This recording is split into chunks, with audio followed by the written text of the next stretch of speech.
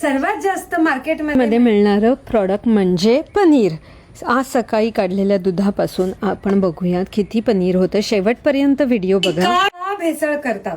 Okay, मी अशी रोज साय collect करतोय. ही मलाई बरं का सगळी. स्वतः ही वाली सुद्धा. काय रंग आहे बघा तुम्ही, काय सुंदर रंग आहे, म्हणजे काय कमाल असतं. आणि हे म्हणजे फक्त गवत खाणारी गाय, ती पण A2 असं आहे, लक्षात ठेवा. तुम्ही म्हणत असाल काय सारखं सारखं A2 आणि ग्रास फेडचं बोलतेस, फक्त गवत खाणारी गायींचं. पण पूर्वी खरं असंच होतं. आणि आपल्या देशी गायी मोस्टली सगळ्या A2 असतात. सो जेनेटिक्स इम्पॉर्टंट असतात, म्हणून आमची गाय सर्टिफाईड A2 आहे. पण ज्यांना याचं महत्व कळतं ना, त्यांना बरोबर समजेल की मी का सांगतेय हे. कारण का आजकाल आपण जे काही खातो ना दुकानातलं सगळं घेऊन, फार अवघड झालंय. आता ह्यात कुठलंही ऍसिड टाकायचं, म्हणजे ऍसिड म्हणजे एडिबल, म्हणजे काय, लिंबूचं सरबत नाही, ज्यूस, सरबत नाही हा, ज्यूस किंवा व्हिनेगर, व्हाईट व्हिनेगर किंवा सायट्रिक ऍसिड टाकायचंय. सो गरम झालेलं आहे दूध आणि पटकन आपण दोन्ही ह्याच्यात हे टाकणार आहोत. सो पटकन हे ढवळून घ्यायचं. याच्यामुळे काय होतं तर दूध फाटतं.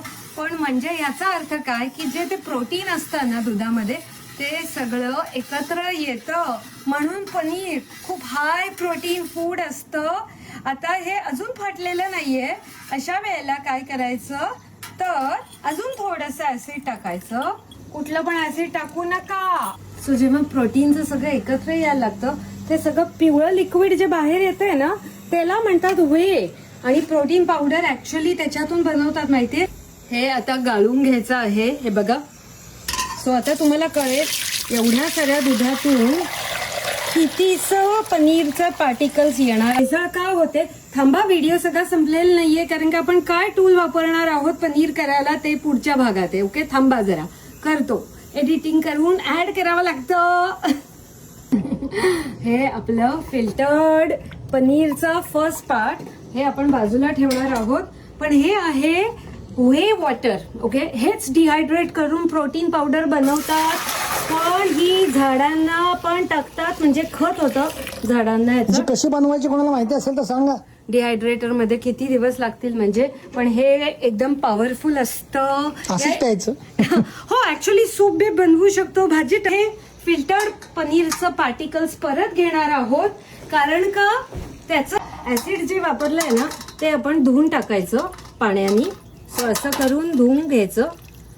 हे असं धुतलेलं आहे. आता हे असंच आपण निथळून पाणी काढून भुर्जी करायला वापरू शकतो. मस्त कांदा टोमॅटो मसाला आणि त्याच्यात हे असं टाकायचं की यम. पण आपल्याला जर पनीरचे क्यूब्स हवे असतील तर हे आहे एक सोपं साधं मशीन. पण काय त्याच्या आधी काय करणार आहोत, हे असं कॉटनचं कापड असं मस्त धुवून घेतलेलं आहे, झटकून घेते आहे आणि याच्यात आपण हे काढणार आहोत. ओके, हे निथळलेलं थोडंसं पण क्यूब्स करण्यासाठी. सो हे सगळं घ्यायचं. आता आपण चक्का बांधतो तसंच आहे, तसंच कापड आहे कॉटनचं.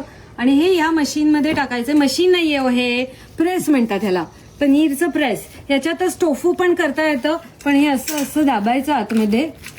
ओके, आणि मग याला फोल्ड करायचं परत, कारण का त्याचं सगळं पाणी काढून टाकायचंय आपल्याला, म्हणजे खूप सुंदर होईल. आणि हे वरती त्याची सिंपल अटॅचमेंट आहे. असं नुसतं जातं आणि खाली दाबायचं आणि आता जिथे बसेल तिथे टाईट करून टाकायचं की हे बघा खाली पाणी यायला लागलेलं आहे ऑलरेडी ह्याच्यातून. आणि काही तासातच, अगदी 2 तासातच पनीर तयार. जाऊ नका, कारण का आपण क्यूब्स कसे होत आहेत बघूयात ह्या पनीरचे. काही तासातच बघूयात आता पनीर झालेलं आहे का. आणि आपण उघडून बघूया, काढून बघूयात आपण. काय सुंदर झालंय.